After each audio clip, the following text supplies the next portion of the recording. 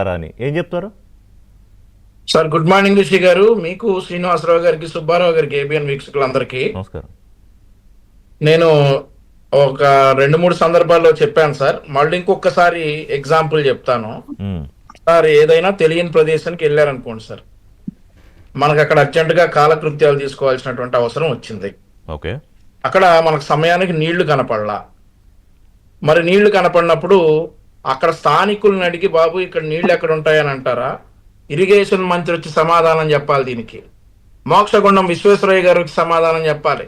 Cotton దొర గారు వచ్చి సమాధానం చెప్పాలని అడుగుతారా రిషి గారు? Simple sir. అక్కడ ఉన్నటువంటి స్థానికులను అడుగుతారా, లేదంటే ఈ ముగ్గురిని అడుగుతారా? సో అలాగే మీకు రామాయణంలో కొన్ని డౌట్లు ఉన్నాయి అనుకోండి సార్. మీకంటే ఎక్కువ రామాయణం చదివిన వాళ్ళని అడుగుతారా, లేదంటే వాల్మీకి గారు వచ్చేసి సమాధానం చెప్పాలని అంటారా రిషి గారు? సో ఇది ప్రశ్నించడానికి, పొగరబోత్తనానికి ఉన్నంత తేడా ఉంది సార్ ఈ సో కాల్డ్ బచ్చలకూరి జోసెఫ్ అనేటటువంటి వ్యక్తి చేస్తున్నటువంటి ప్రశ్నల్లో. ఓకే, మీకు ప్రశ్నించాలి అని ఉంటే విధానపరంగా ప్రశ్నించండి, ఎప్పటికైనా సమాధానం చెప్తాం.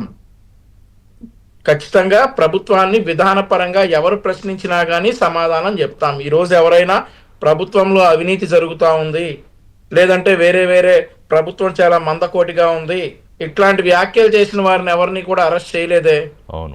ఏదైతే చంద్రబాబు నాయుడు గారినో పవన్ కళ్యాణ్ గారినో వ్యక్తిగతంగా దూషించిన, ఒకసారి కంటే ఎక్కువ సార్లు పదే వ్యక్తిగతంగా దూషిస్తున్నటువంటి ఈ బచ్చలకూరి జోసెఫ్ కావచ్చు, కేవీ రెడ్డి కావచ్చు. ఈ కేవీ రెడ్డి అనేటటువంటి ఒక జర్నలిస్ట్, అతని కోసం తెలంగాణ సమాజం మొత్తం, సమాజం అంటే ఐ మీన్ పెయిడ్ సమాజం ఉంటుంది, ఒక రకమైనటువంటి సమాజం. ఏది బ్లాక్ మెయిలింగ్ సమాజం అనమాట. కొంతమంది ఉన్నారు, వారందరూ కూడా చంద్రబాబు నాయుడు గారి చావు కోరుకుంటా ఉన్నారు ఈరోజు. అయ్యో, ఏమన్నాడో తెలుసా సార్ ఈ కేవీ రెడ్డి అనేటటువంటి వ్యక్తి? నాకు అసలు అతను ఎప్పుడు ఈ అరెస్ట్ అయ్యే వరకు నేను ఎప్పుడు చూడలేదు, పేరే వినలేదు నేను అసలు.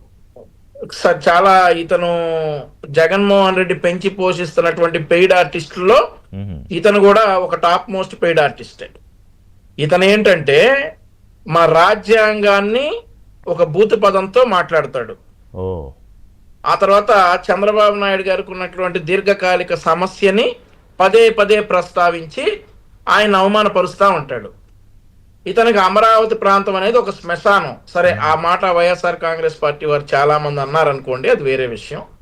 సో ఇతన్ని అరెస్ట్ చేస్తే అక్కడ ఉన్నటువంటి పెయిడ్ సమాజం మొత్తం వచ్చేసి, ఏది డబ్బులు తీసుకుని బ్లాక్మెయిల్ చేసేటటువంటి సమాజం మొత్తం వచ్చేసి ఇతనికి అండగా నిలుస్తున్నాం, అది చేస్తున్నాం, ఇది చేస్తున్నాం అని చెప్పేసి ప్రాంతీయ విభేదాలు రెచ్చగొట్టేటటువంటి ప్రయత్నాలు. ఇతను అరెస్ట్ చేసింది కూడా గౌరవ న్యాయస్థానం నాన్ బెయిలబుల్ వారెంట్ ఇస్తే ఈ కేవీ రెడ్డి అనే అతన్ని అరెస్ట్ చేశారు.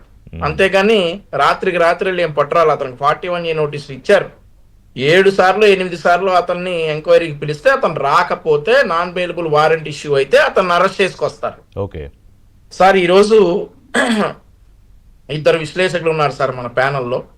వారి అభిప్రాయాలు చెప్పారు. నేను ప్రభుత్వం తరపున మాట్లాడుతున్నాను కాబట్టి మేమేం చేస్తా ఉన్నాం, సహకరించాల్సినటువంటి రాష్ట్రాభివృద్ధి కోసం సహకరించాల్సినటువంటి ప్రతిపక్ష నేత అని చెప్పుకునేటటువంటి జగన్మోహన్ రెడ్డి ఏం చేస్తా ఉన్నాడో ఒక 1 minute లో క్లుప్తంగా చెప్తాను రిషి గారు. జగన్మోహన్ రెడ్డి దగ్గరికి వచ్చే ముందు నాకు ఈ కేసు విషయంలో చెప్పండి. అంటే ఇప్పుడు ఒక చర్చ ఏం జరుగుతోందంటే 4 సార్లు బెయిల్ వచ్చింది కాబట్టి ఇక బెయిల్ రాకుండా UAPA సెక్షన్ పెట్టారు.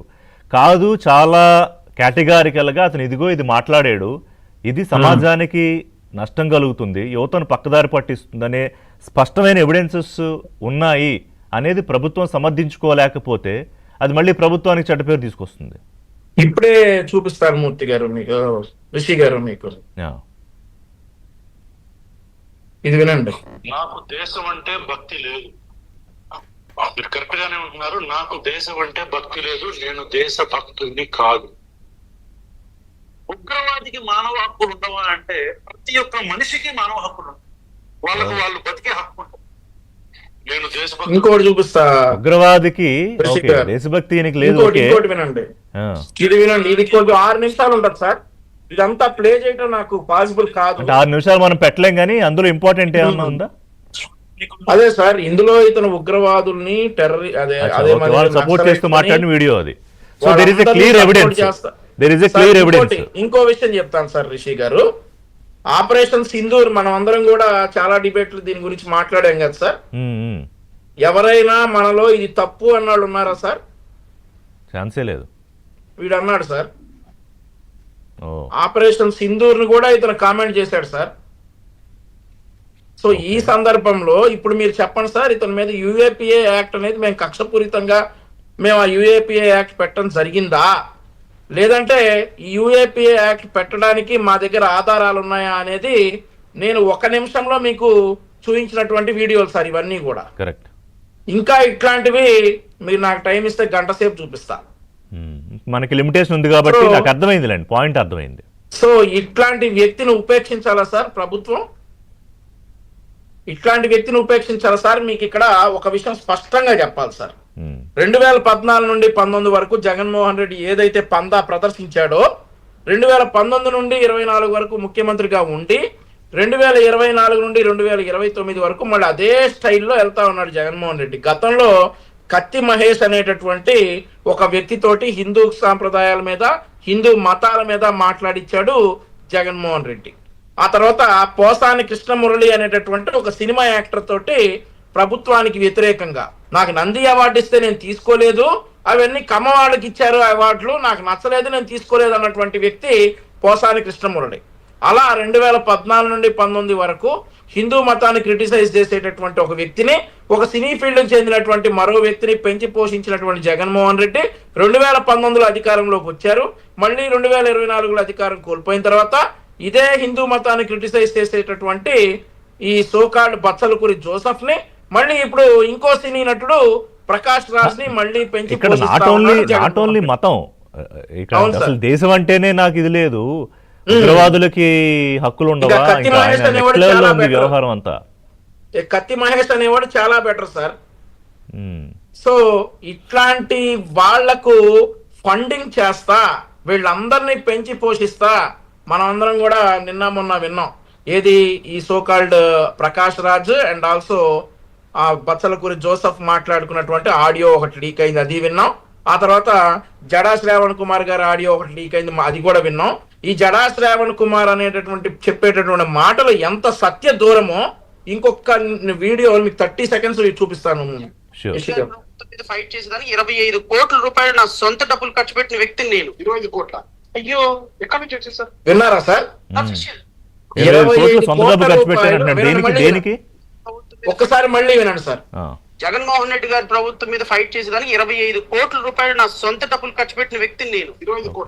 25 కోట్ల రూపాయలు తన సొంత డబ్బులు ఖర్చు పెట్టాడట జడా శ్రావణ్ కుమార్ జగన్మోహన్ రెడ్డి మీద ఫైట్ చేయడానికి. ఇది వాస్తవమా సత్యదూరమా అండి? 25 కోట్ల రూపాయలు ఇతను సొంత డబ్బులు జగన్మోహన్ రెడ్డి మీద ఫైట్ చేయడానికి ఖర్చు పెట్టానని అంటా ఉన్నాడు. ఇప్పుడు ఏంటి అదంతా రియంబర్స్మెంట్ ప్రయత్నాలు జరుగుతున్నాయి ఇప్పుడు? అలాగా సార్, 25 కోట్లు అంటే అసలు అది ఎట్లా సంపాదించాలి, ఎంత సంపాదించాలి, ఎంత ఇన్కమ్ ట్యాక్స్ కట్టాలి?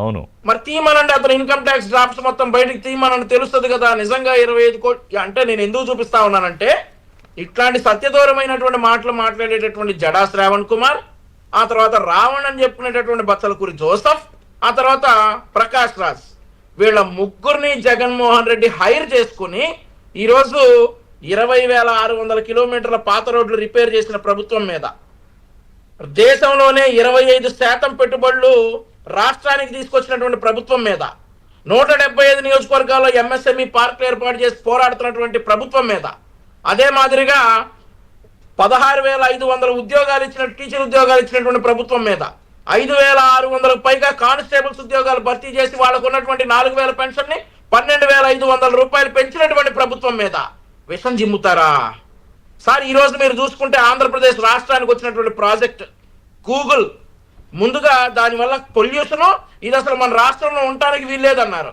ప్రజలు చీకొట్టిన తర్వాత అది జగన్మోహన్ రెడ్డి తీసుకొచ్చాడని అన్నారు సార్.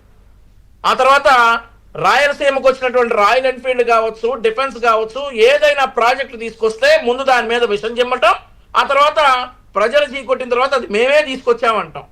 ఇన్ని చేస్తున్నటువంటి జగన్మోహన్ రెడ్డి ఆంధ్రప్రదేశ్ రాష్ట్రం అభివృద్ధి చెందితే అతను అధోగతి పాలవుతాడు కాబట్టి అభివృద్ధి చెందకూడదు అని మావిగన్ అనేటటువంటి ఒక పిచ్చి నిర్ణయాలు తీసుకొచ్చి ఈ రోజు రాష్ట్ర ప్రభుత్వం మీద ఈ రావణ్ తోటి, ఈ శ్రావణ్ తోటి, ప్రకాష్ రాజ్ తోటి విషం జిమ్మిస్తా ఉంటే రాష్ట్ర ప్రజలు ఏమైనా పిచ్చోళ్ళ సార్ వీళ్ళ మాటలన్నీ నమ్మడానికి? అదే